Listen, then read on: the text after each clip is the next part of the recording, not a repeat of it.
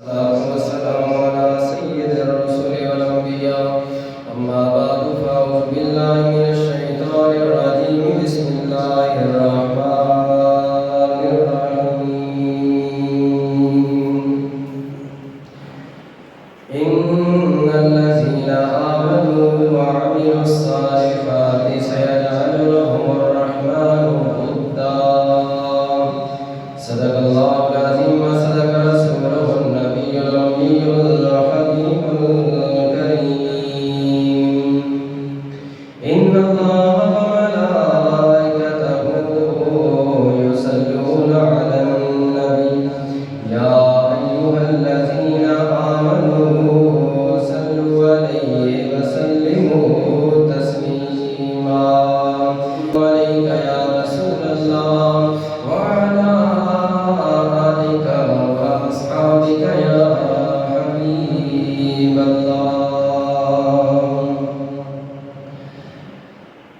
اللہ تعالیٰ کی حمد و ثنا کے بعد حضور اکرم نور مجسم شفیع المذنبین رحمت للعالمین سرور العالمین حضور سرور کائنات مفخر موجودات روح کائنات جان کائنات بلکہ اصل کائنات حضرت احمد مجتبی جناب محمد مصطفیٰ صلی اللہ علیہ وسلم کی بارگاہ اقدس میں ہدیہ درود و سلام پیش کرنے کے بعد انتہائی عزت و تکریم کے لائق میرے بزرگوں دوستوں نوجوان ساتھیوں مسلمان بھائیوں اللہ تعالیٰ کی لائق اور بیعت خدا قرآن مجید فرقان حمید کی حکایت بجن آپ کے سامنے تلاوت کرنے کا شرف حاصل کیا دعا ہے اللہ رب العالمین اکثر بیان کرنے کی سننے سنانے کے بعد ہم سب کو عمل پیرا ہونے کی توفیق عطا فرمائے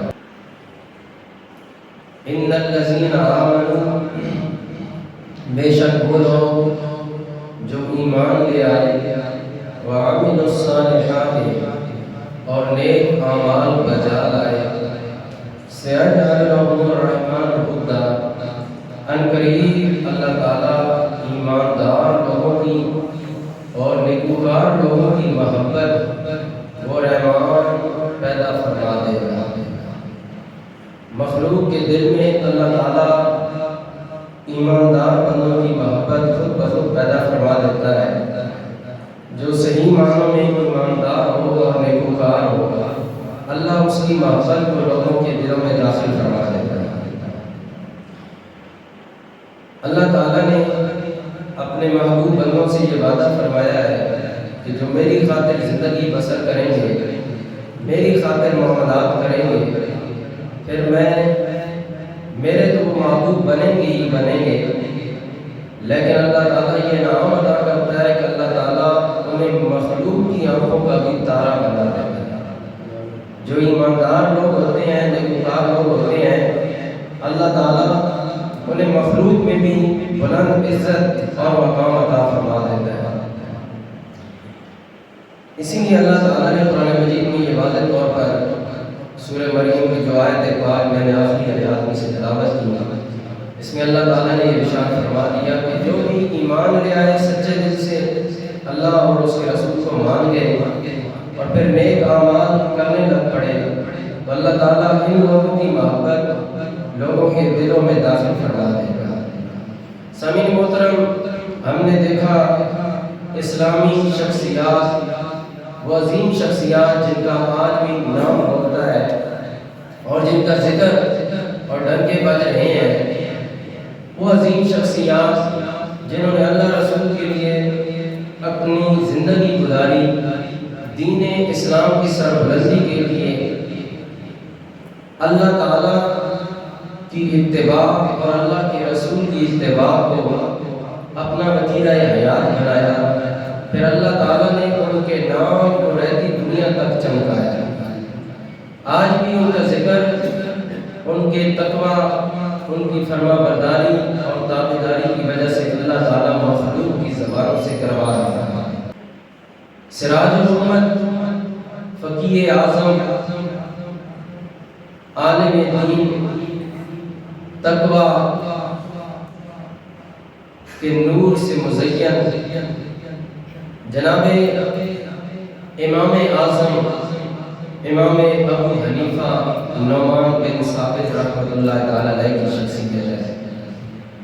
آج آپ کی ذات والا صفات کے حوالے سے چند باتیں آپ کی گوش گزار کروں گا۔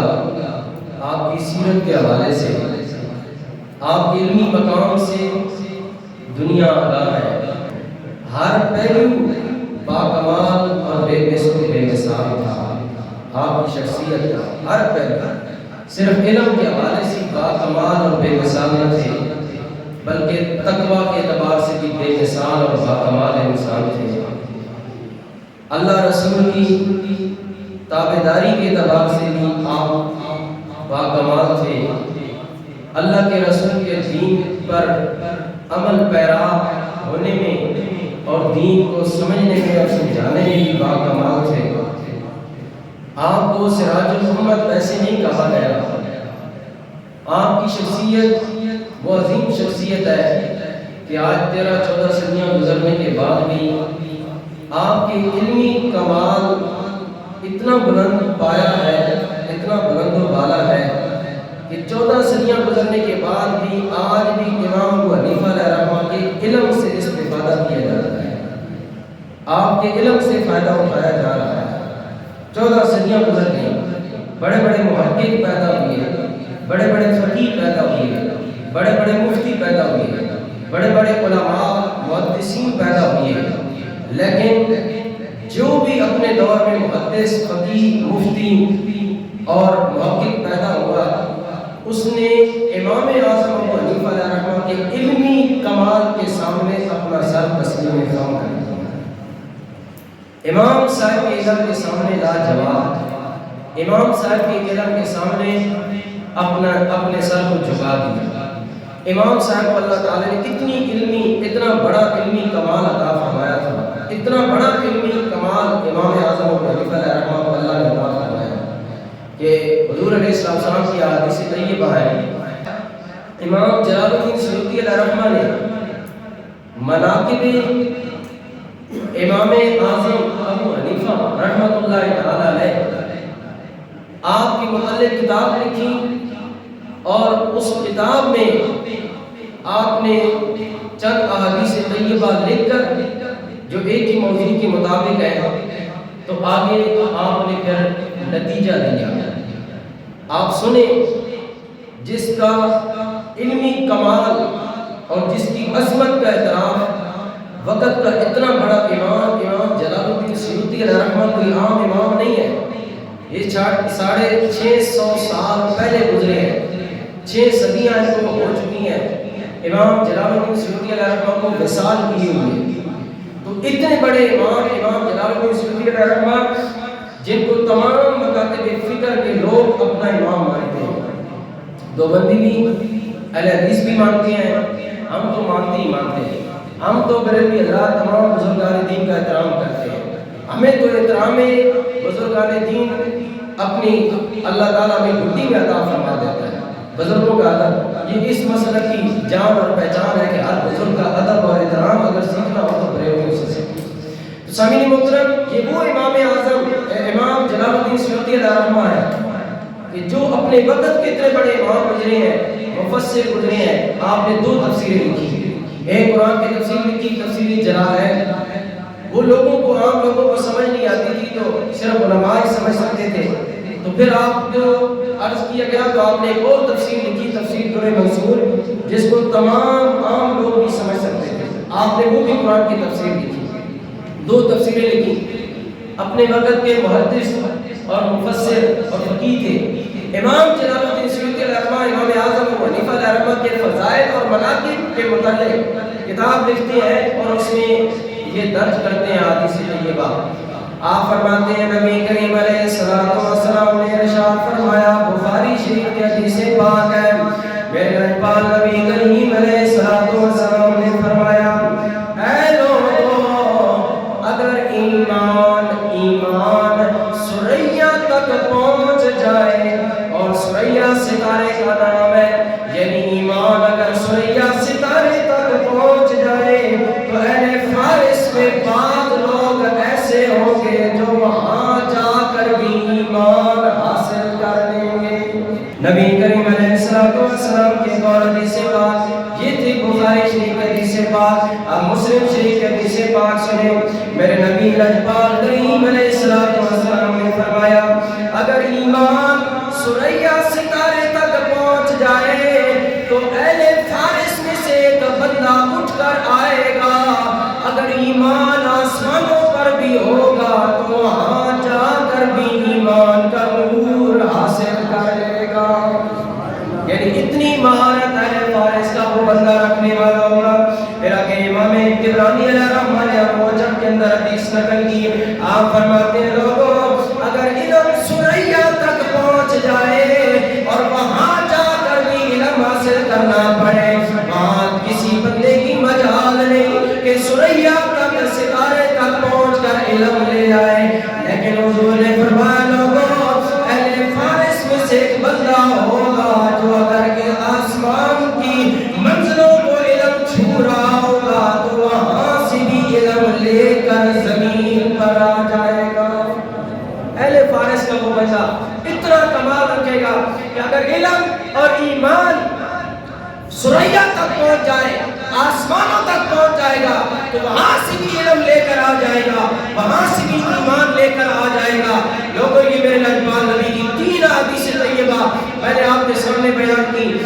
امام جلال الدین سیوطی علیہ الرحمہ ان حدیثوں کو اپنی کتاب میں لکھنے کے بعد لکھتے ہیں کہ لوگوں ان حدیثوں کا بھی مصداق ہے، اگر ان حدیثوں کی بشارت کسی پر فٹ آتی ہے تو یہ بشارت جو حدیث میں اللہ کے نبی نے دی ہے اپنی زندگی میں، یہ اس سے مراد اہل فارس کا وہ کوئی اور بندہ نہیں ہے، اہل فارس کا کوئی اور انسان نہیں ہے، وہ وقت کا امام اعظم ابو حنیفہ نعمان بن ثابت، کن کے بارے میں اللہ کے نبی نے فرما دیا تھا کہ فارس کا بندہ وہ اٹھے گا، علم وہاں سے آسمانوں سے لے کر زمین پر آ جائے گا، اتنا اسے علم کے اندر، اس کا مطلب یہ ہے کہ علم کے اندر کمال اتنا حاصل ہوگا، اتنا علم رکھنے والا ہوگا کہ علم جہاں سے بھی ہوگا وہ اٹھا کر مخلوق تک پہنچا دے گا۔ لوگوں امام اعظم ابو حنیفہ علیہ الرحمہ کے بارے میں یہ تمام علماء کا مجتہدین کا اتفاق ہے کہ یہ حدیث طیبہ جس شخصیت کے بارے میں نبی پاک نے اپنی زندگی میں فرمائی تھی وہ شخصیت کوئی اور نہیں ہے، وہ فارسی النسل، فارسی زبان پر رکھنے والا امام اعظم ابو حنیفہ رحمۃ اللہ علیہ ہے۔ تو امام صاحب اتنی بڑی شخصیت کے مالک ہیں، آپ بتائیں آج دن تک ہم جن ائمہ کی کتابیں پڑھتے ہیں حدیث کی، کسی امام کی کسی صحابی سے ملاقات ثابت نہیں ہے، کسی صحابی سے 1,24,000 کم و بیش حضور کے صحابہ کرام گزرے ہیں، بڑی بڑی عمریں پائی ہیں، لیکن جتنے امام ہیں فقہ کے امام ہیں، حدیث کے امام ہیں، ان میں سے کسی حدیث کے امام نے، فقہ کے امام نے کسی ایک نبی کے صحابی سے ملاقات نہیں کی، لیکن امام اعظم ابو حنیفہ علیہ الرحمہ کی شخصیت وہ ہے جنہوں نے نبی کے 7 یا 8 صحابہ کرام سے ملاقات کر کے ان سے نبی کے دین کا علم اور نور حاصل کیا۔ یہ وہ امام اعظم ابو حنیفہ علیہ الرحمہ آج نتو خیر 14ویں صدی میں آ کر کہتے ہیں ہم ڈائریکٹ قرآن حدیث والے ہیں، ہم اسی امام کو نہیں مانتے۔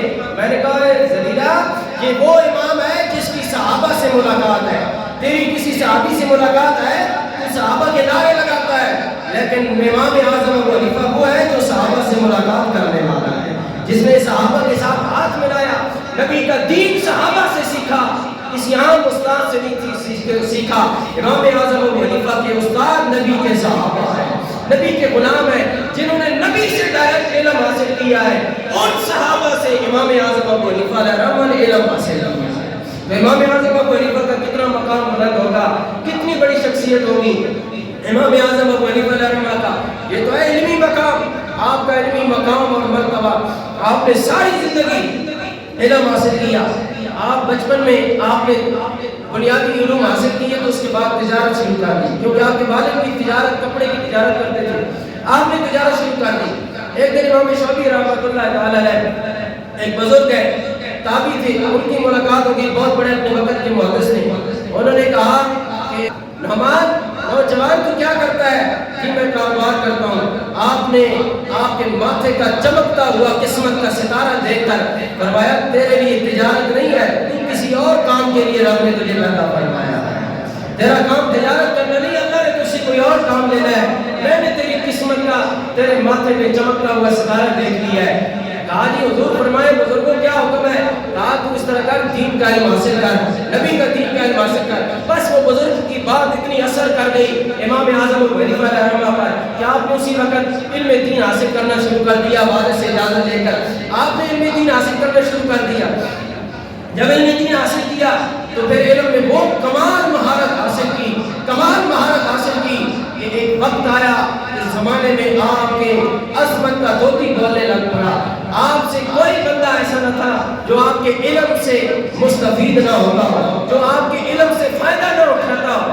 امام اعظم ابو حنیفہ رحمہ بہت بڑے عالم بنے، بہت بڑے محدث بنے، بہت بڑے اپنے وقت کے فقیہ بنے، بہت بڑے علم کلام پر مہارت حاصل کرنے والے بنے، علم المنطق پر آپ کو کمال مہارت حاصل تھی۔ آپ اتنے ذہین اور فطین انسان تھے کہ آپ رحمت اللہ تعالی علیہ امام اعظم ابو حنیفہ رحمت اللہ تعالی علیہ آپ ایک مرتبہ داریے کے ساتھ، ایک داریہ قسم کے لوگ تھے تو ان کے ساتھ مناظرہ مسلمانوں نے طے کر دیا۔ اب بڑے بڑے علماء داریے کے ساتھ مقابلہ کرتے وہ لاجواب ہو جاتے تھے، علماء دین اس کا جواب نہیں دے پاتے تھے۔ داریے قسم کے لوگ، داریے لوگ وہ ہوتے ہیں، یہ آج بھی موجود ہے جرمنی کے اندر اور دیگر ممالک کے اندر آج بھی موجود ہے۔ ان کا یہ عقیدہ ہے کہ یہ دنیا کا نظام اپنے آپ چل رہا ہے، اس کو کوئی چلانے والا نہیں ہے۔ داریے قسم کے جو لوگ ہیں نا ان کا عقیدہ یہ ہے کہ یہ دنیا اپنے آپ چل رہی ہے، اپنے آپ ایک سسٹم بن گیا، ایک دھماکہ ہوا دنیا بن گئی، دھماکہ ہوگا دنیا ختم ہو جائے گی، اپنے آپ دنیا بنی ہے اپنے آپ ختم ہو جائے گی، اس کو کوئی چلانے والا نہیں۔ ان داریے لوگوں کا یہ عقیدہ تھا۔ امام اعظم ابو حنیفہ رحمہ کے دور میں بھی یہ پیدا ہو چکے تھے۔ انہوں نے جی انکار کر دیا اللہ تعالیٰ کی خالقیت کا، خالق ہونے کا، کہ یہ دنیا کسی نے بنائی نہیں ہے، خود بخود بنی ہے اور خود بخود دنیا کا نظام چل رہا ہے، یہ دنیا اپنے آپ چل رہی ہے، یہ دنیا کا سسٹم خود بخود چل رہا ہے۔ اس پر انہوں نے بڑے بڑے دلائل، عقلی دلائل تھے، جو کہ قرآن حدیث کو وہ مانتے نہیں تھے۔ قرآن حدیث کو مسلمان مانتے ہیں، دیگر قومیں تو نہیں مانتی۔ اب ان کو کیسے جواب دیا جاتا؟ اب قرآن سے جواب دیا جاتا تو قرآن کو وہ مانتے نہیں ہیں، حدیث سے جواب دیتا، جب قرآن کو نہیں مانتے تو نبی کے فرمان کو کہاں مانتے ہیں؟ اب ان کا جواب کیسے دیا جائے؟ علماء عقلی دلائل دے دے کر تھک گئے، وہ جواب نہ دے سکے۔ امام اعظم ابو حنیفہ رحمہ کے ساتھ علماء نے رابطہ کیا۔ کوفہ کے اندر آپ موجود تھے، عراق کا شہر کوفہ آج بھی موجود ہے، آپ ادھر موجود تھے جس کوفہ شہر کے اندر امام حسین رضی اللہ عنہ کو شہید کیا ہے۔ تو امام اعظم ابو حنیفہ رحمہ اسی کوفہ شہر میں پیدا ہوئے اور وہیں پر آپ موجود تھے۔ علماء نے رابطہ کیا، عراقی تمام عراق کے علماء نے، انہوں نے کہا جی جناب والا یہ مسئلہ ہے اور یہ داریے لوگ ہیں ان کو جواب نہیں دے پا رہے، تو آپ اس معاملے میں آپ نے کہا ٹھیک ہے ایک دن رکھو مناظرے کا، ٹائم ڈیٹ فکس کر دو، اس دن میں آ جاؤں گا۔ انہیں بھی کہو میدان سجا دیں، اپنے لوگ بلا لیں، ہم بھی اپنے لوگ بلا لیں گے، میدان میں آ کر مناظرہ کریں، میں انہیں جواب دوں گا ان کی باتوں کا۔ امام اعظم ابو حنیفہ رحمہ نے ٹائم فکس کرا دیا، ڈیٹ فکس ہو گئی۔ امام اعظم ابو حنیفہ رحمہ جب وہ دن آیا مناظرے کا، ان کے ساتھ علمی کلام کرنے کا دن آیا، امام اعظم ابو حنیفہ رحمہ نے فرمایا ٹھیک ہے، جب آپ اپنے گھر سے نکلے اتفاقیہ طور پر آپ کے اور شہر کے درمیان جہاں آپ نے جانا تھا دریا تھا، اس کو پار کر کے آپ نے دوسری بستی میں شہر میں جانا تھا۔ آپ جب دریا کے کنارے پر آئے آپ تھوڑا لیٹ آئے، جان بوجھ کر لیٹ آئے۔ جب لوگ انتظار کر رہے ہیں یار کیا ہو گیا، ادھر داریے لوگ تانے دینے لگے مسلمانوں کو، اے مسلمانوں تمہارا امام بھاگ گیا ہے، وہ مقابلہ نہیں کر سکتا، ڈر گیا ہے، وہ نہیں آئے گا، ٹائم گزر رہا ہے، دن گزر رہا ہے۔ جب پچھلا پیر ہوا امام اعظم ابو حنیفہ رحمہ شہر میں حاضر ہو گئے، لوگوں نے اعلان کر دیا امام صاحب آ گئے، امام صاحب آ گئے، وقت کے محدث فقیہ اور بڑے عالم دین آ گئے مسلمانوں کے۔ کئی لوگ جانے لگے تھے لیکن رک گئے۔ امام اعظم ابو حنیفہ رحمہ جب اس میدان میں آئے، میدان میں آ کر کہنے لگے اے لوگوں میں معذرت کرتا ہوں، سب سے پہلے میں تم لوگوں کے قریب نہیں آ سکا، تم لوگوں کے دیے ہوئے ٹائم پر نہیں آ سکا، میں نے وہ ٹائم جو مختص کیا تھا تھوڑا لیٹ ہو گیا ہوں، اس لیے معذرت خواہ ہوں، لیکن میری مجبوری سنو، میرا عذر سنو، میں اس لیے لیٹ ہوا ہوں اپنے ٹائم سے کہ میں دریا کے کنارے پر آیا، میں نے جب دیکھا وہاں کشتی نہیں ہے، میں حیران کھڑا ہو گیا کیا کروں، دریا کو پار کیسے کروں۔ پھر میں سوچ رہا تھا، اچانک ایک درخت پر میری نظر پڑی، وہ درخت خود بخود کٹ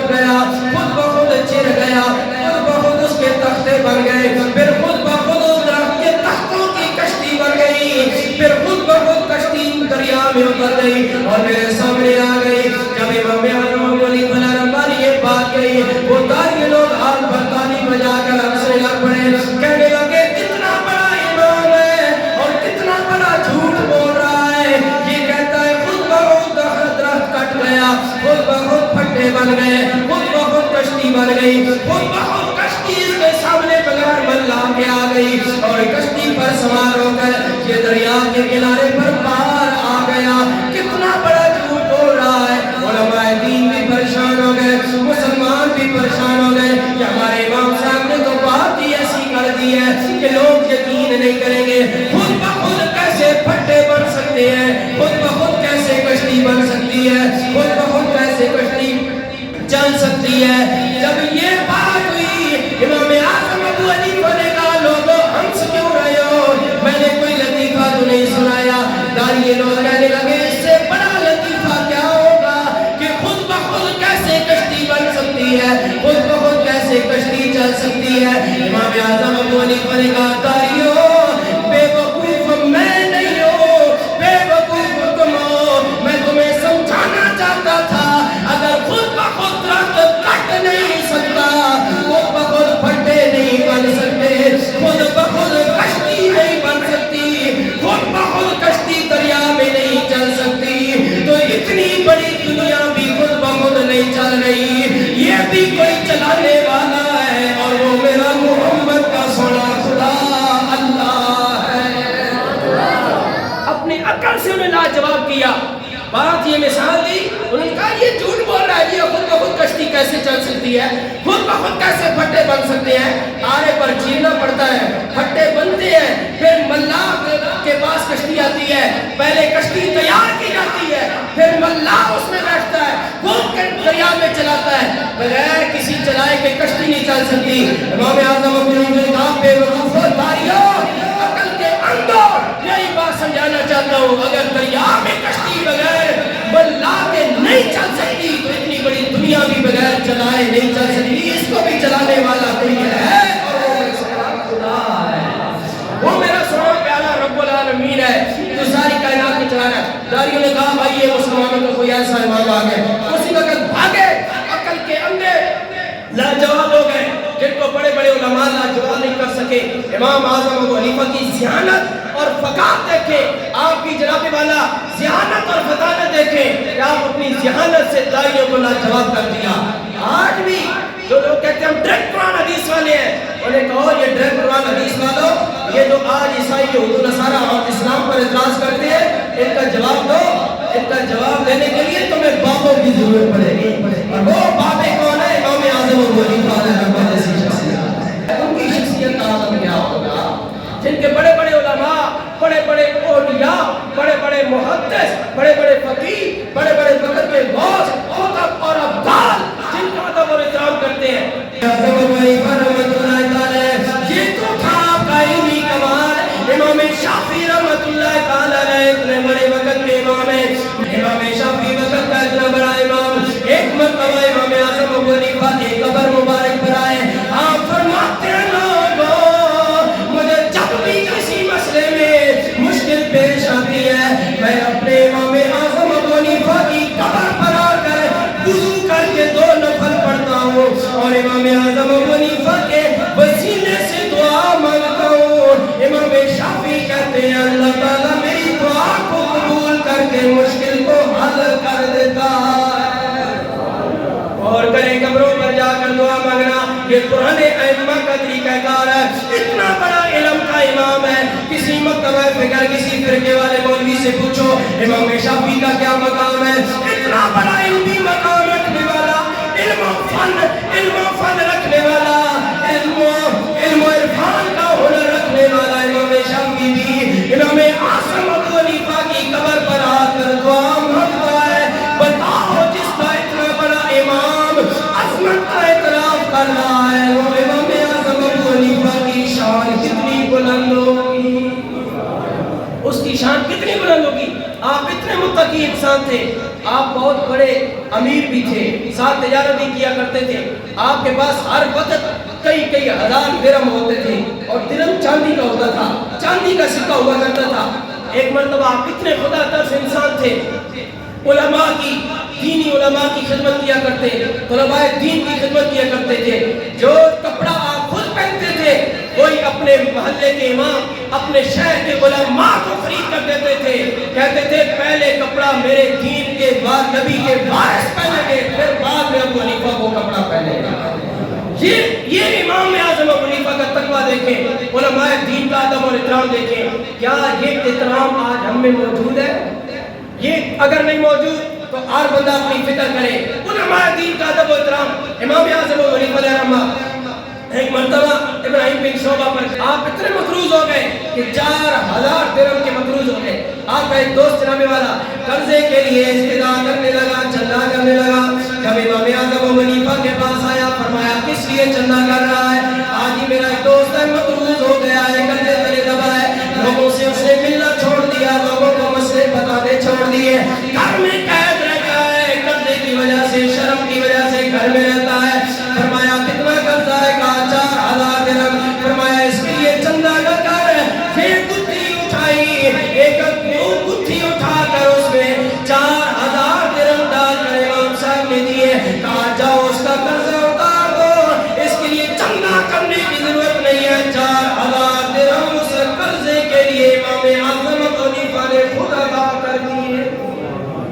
آج نوٹ کا جو درہم ہے، چاندی کا درہم آج امارات میں، عرب امارات میں جو درہم چل رہا ہے وہ نوٹ ہے. اس طرح 1200 کا 50 500 کا نوٹ ہوتا ہے. اس طرح وہاں بھی درہم کے نوٹ بن چکے ہیں.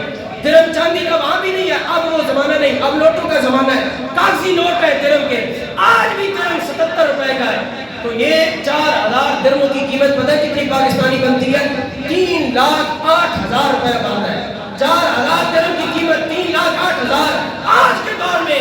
اور اس دور میں غربت کا دور تھا، جب ایک درہم کسی کے پاس ہوتا تھا تو وہ کہتا تھا میرے پاس تو بڑی دولت ہے، میں تو امیر آدمی ہوں. تو امام صاحب نے اس دور میں ایک مقروض آدمی کا قرض ادا کرنے کے لیے اکیلے 4000 درہم ادا کر دیے اور اس مقروض کو قرضے سے چھٹکارا. یہ تھا امام اعظم ابو حنیفہ کا تقویٰ. اور ایک مرتبہ آپ کے تقویٰ کی جود و سخا کی میں کیا بات کروں. امام حماد رحمۃ اللہ تعالیٰ علیہ آپ کے بیٹے کا نام ہے. ابو حنیفہ کے بیٹے حماد تھے. آپ کو ایک قاری صاحب پڑھایا کرتے تھے. قاری صاحب کے پاس جاتے قرآن سیکھتے. آپ کے بچے چھوٹے تھے تو چھوٹی عمر میں آپ نے قرآن پڑھنا شروع کر دیا. جب ناظرہ قرآن مجید شروع کر دیا، امام حماد رحمۃ اللہ تعالیٰ علیہ جو امام اعظم ابو حنیفہ کے بیٹے تھے، ان کی جب سورۃ الفاتحہ ناظرہ ختم ہوئی، پہلے پارے کی سورۃ الفاتحہ الحمد سے لے کر والضالین تک ختم ہوئی، امام صاحب کو پتہ چلا میرے بیٹے نے قرآن کی ایک سورت کو ناظرہ پڑھ لیا ہے، یاد کر لیا ہے. اسی وقت قاری صاحب کے گھر میں گئے. اتنا بڑا وقت کا امام اعظم ابو حنیفہ قاری صاحب کے گھر میں گئے، دروازے پر دستک دی.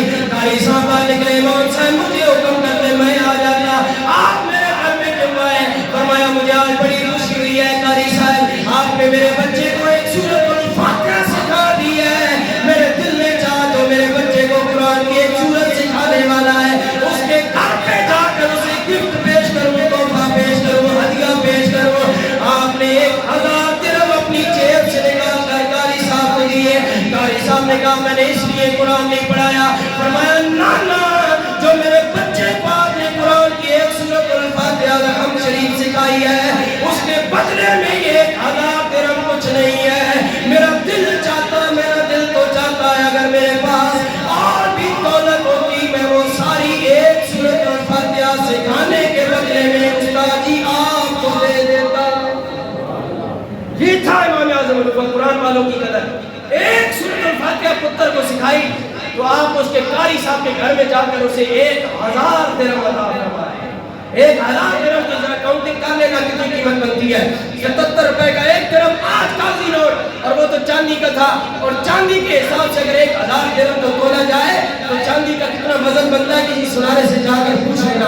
اس وقت کا درہم آج کے وزن کے مطابق کتنے ماشے بنتا ہے. کئی کلو بن جائیں گے چاندی تو کئی کلو چاندی.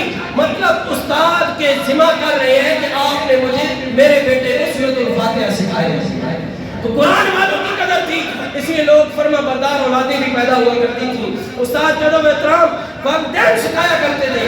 ہم آج بھی اپنے اساتذہ کا احترام کرتے ہیں. ہمارے استاد دور سے آ جائے ہمارے ہاتھ بند جاتے ہیں، دوڑ کے آگے بڑھتے ہیں. آگے دوڑتے ہیں کہ ہمارے استاد کو آگے قدم نہ اٹھانا پڑے، ہم دوڑ کر جا کے سلام ادا کریں اور اپنے استادوں کا احترام کریں۔ تو یہ استادوں کا احترام ہمیں کس نے سکھایا؟ میں اپنی بات کرتا ہوں، مجھے اپنے والدین نے سکھایا۔ تو یہ تربیت والدین سکھاتے ہیں۔ جڑے والدین آج ملا کہہ کے برابر انہوں نے اولادت کی ادب سیکھی، جو عام مولوی کہہ کے پکارے تو وہ ان کی اولادیں کیا ادب سیکھیں گی؟ جو خود بے ادب ہے ان کی اولادیں خاک ادب علماء کا کریں گی۔ یہ علماء کا ادب اور احترام تھا۔ امام اعظم ابو حنیفہ علیہ رحمہ قاری صاحب کو 1000 چاندی کے درم پیش کر رہے ہیں کہ آپ نے میرے بچے کو ایک سورۃ الفاتحہ سکھا دیا۔ امام اعظم ابو حنیفہ علیہ رحمہ کی ایک اور بات میں آپ کو بیان کر کے ختم کرتا ہوں۔ اتنے بڑے تقویٰ رکھنے والے متقی اور پرہیزگار انسان تھے۔ آپ ایک مرتبہ گلی میں جا رہے ہیں، آپ کی جوتی کے ساتھ گندگی لگ گئی، آپ نے جوتی کو جھاڑا تو وہ گندگی دیوار کے ساتھ لگ گئی، تو جس کا مکان تھا اس کی دیوار کو گندگی لگ گئی، دیوار گندی ہو گئی۔ تو وہ آج کے پلستر کا دور تھا، سیمنٹ کا دور تو تھا نہیں، وہ مٹی کا پلستر تھا، تو اس کو لگی۔ آپ کہتے ہیں اب اس کی دیوار گندی ہو گئی ہے، اب اگر میں اس گندگی کو صاف کرتا ہوں اس کی دیوار سے مٹی گر جائے گی، اس کا مکان خراب ہو جائے گا۔ اتنی چھوٹی سی گندگی، کتنی گندگی جوتی کے ساتھ لگی ہوگی۔ تو آپ اتنے متقی، اللہ سے ڈرنے والے، ادھر ہی کھڑے ہو گئے۔ آپ نے مرید شاگرد انہوں نے کہا حضور کوئی نہیں، ہم اس سے معافی مانگ لیں گے، ہم اس سے بات کر۔ کہا نہیں، اس مالک کے مکان کو دروازہ دستک کرو۔ باہر آیا مالک کے مکان، مالک کے مکان مجوسی تھا، مسلمان نہیں تھا، کیا تھا؟ مجوسی تھا۔ اور پلس اس میں یہ تھا کہ مجوسی بھی تھا اور امام صاحب کو قرضہ بھی اس نے دینا تھا، امام صاحب کا مقروض بھی تھا۔ اب وہ باہر نکلا تو امام صاحب نے کہا جوڑ لی، اس نے کہا یہ مسلمانوں کے امام صاحب کیا بات ہے جی، کیوں خیریت ہے جی، آئے اندر بیٹھے۔ کہا نہیں اندر نہیں بیٹھ گیا، تیری دیوار کے ساتھ میری جوتی کے ساتھ گندگی لگی تھی، میں نے جوتی کو جھاڑا، گندگی تیرے دیوار کے ساتھ لگ گئی، مجھے معاف کر دے، میں نے تیرے مکان کی دیوار کو گندا کر دیا۔ اتنے جناب گڈی کوڑو گزارنے نا، بارش ہوئی ہو گئی یا پانی سڑک پر کھڑا ہو تو اس طرح شو کر کے جناب پراٹو والے اور کارو والے گزارتے ہیں کہ فرعون یہی ہے۔ نہیں چلتے دیکھتے کہ راستے میں چلنے والے بندے کے کپڑے خراب ہو رہے ہیں، موٹر سائیکل والے اس طرح کرتے ہیں۔ نہیں دیکھتے کہ یار کسی نمازی کے کپڑے خراب ہو رہے ہیں، کسی جناب اللہ چلنے والے یا ساتھ چلنے والے کپڑے خراب ہو رہے ہیں، کسی کو تکلیف ہو رہی ہے، کوئی گند اٹھ کے کسی کی دکان میں جا رہا ہے، کسی کی دیوار پر لگ رہا ہے، کوئی پرواہ نہیں کرتے۔ لیکن میں دیکھو مسلمانوں کا امام اعظم ابو حنیفہ کا تقویٰ، کہا مجھے معاف کر دے، تیری دیوار گندی ہو گئی ہے تو میں معافی چاہتا ہوں۔ اس نے کہا کوئی بات نہیں، کہا نہیں معافی اس طرح نہیں، صحیح معاف کر، دل سے معاف کر۔ انہوں نے کہا کہ میں نے دل سے معاف کر دیا، آپ جائے، میں نے معاف کر دیا۔ کہا اچھا تو نے میرا قرضہ بھی نہیں دینا؟ کہا جی میں نے قرضہ تو دینا ہے۔ کہا تو کہیں اس لیے تو مجھے معاف نہیں کر رہا کہ تو میرا مقروض ہے اور قرضے کے ڈر کی وجہ سے تو نہیں معاف کر رہا کہ کیا پتا اگر میں نہ معاف کروں تو مجھ سے قرضہ مانگ لیں گے مسلمانوں کے امام اعظم ابو حنیفہ۔ تو آپ نے جب یہ بات کہی نا تو آپ نے کہا کہ نہیں تو نے میرا قرضہ دینا ہے؟ ہاں دینا ہے۔ کہا تو اس وجہ سے مجھے معاف کر۔ اور اس نے کہا جی مجھے قسم ہے اپنے خدا کی کہ میں اس لیے نہیں کہہ رہا، میں ویسے آپ کے دل سے معاف کر رہا ہوں۔ کہا نہیں چل اس طرح کر، تو مجھے معاف کر دیا لیکن اب معافی میں تب مانوں گا جو مجھ سے تم نے قرضہ لیا ہے وہ بھی میں تجھے اللہ کی رضا کے لیے معاف کرتا ہوں، اب مجھے معاف کر۔ اس نے کہا جی میں نے پہلے بھی معاف کر دیا تھا، اب تو آپ نے میرا قرضہ معاف کر دیا ہے۔ جب اتنی بات کہی امام اعظم ابو حنیفہ نے، تھا مجوسی اسی وقت قدموں میں گر گیا۔ اس نے کہا پہلے دیوار کے اوپر گندگی، بعد میں امام صاحب صاف کرنا، دیوار کی گندگی کو بعد میں صاف کرنا، پہلے میرے اوپر جو دل کے اوپر کفر کی گندگی ہے کلمہ پڑھا کر مجھے مسلمان کرو، میرے کفر والی گندگی کو صاف کر دے۔ یہ تھے وہ لوگ جن کا کردار یہ تھا، مجوسی کافر دیکھ کر بھی کلمہ پڑھ لیا کرتے تھے، اور آج ایسا مسلمانہ کا کردار ہے کہ تسی بھی سوچو میں بھی سوچا، اللہ ہماری توفیق عطا فرمائے۔